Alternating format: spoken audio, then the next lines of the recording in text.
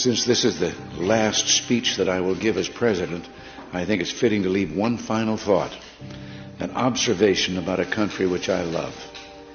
It was stated best in a letter I received not long ago.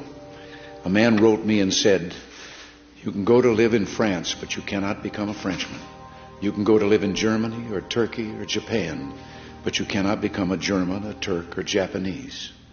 But anyone from any corner of the earth can come to live in America and become an American." Yes, the torch of Lady Liberty symbolizes our freedom and represents our heritage, the compact with our parents, our grandparents, and our ancestors. It is that lady who gives us our great and special place in the world. For it's the great life force of each generation of new Americans that guarantees that America's triumph shall continue unsurpassed into the next century and beyond. Other countries may seek to compete with us, but in one vital area, as a beacon of freedom and opportunity that draws the people of the world, no country on earth comes close. This, I believe, is one of the most important sources of America's greatness. We lead the world because, unique among nations, we draw our people, our strength, from every country and every corner of the world. And by doing so, we continuously renew and enrich our nation. While other countries cling to the stale past, here in America, we breathe life into dreams, we create the future, and the world follows us into tomorrow. Thanks to each wave of new arrivals to this land of opportunity, we're a nation forever young, forever bursting with energy and new ideas, and always on the cutting edge, always leading the world to the next frontier. This quality is vital to our future as a nation. If we ever closed the door to new Americans, our leadership in the world would soon be lost.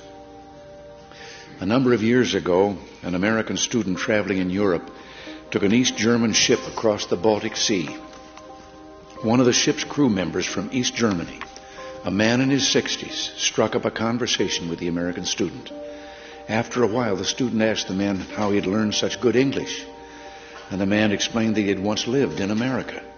He said that for over a year he'd worked as a farmer in Oklahoma and California, that he'd planted tomatoes and picked ripe melons. It was, the man said, the happiest time of his life. Well, the student, who'd seen the awful conditions behind the Iron Curtain, blurted out the question, "Well, why did you ever leave?" "I had to," he said. The war ended. The man had been in America as a German prisoner of war. Now, I don't tell this story to make the case for former POWs. Instead, I tell this story just to remind you of the magical, intoxicating power of America.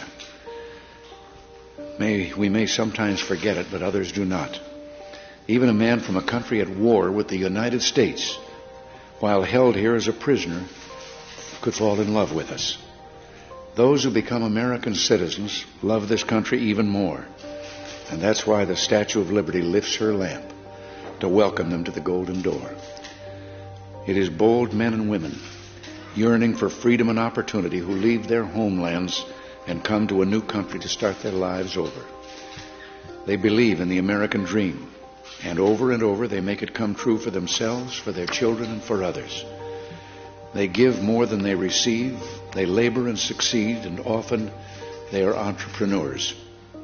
But their greatest contribution is more than economic, because they understand in a special way how glorious it is to be an American. They renew our pride and gratitude in the United States of America, the greatest, freest nation in the world, the last best hope of man on earth.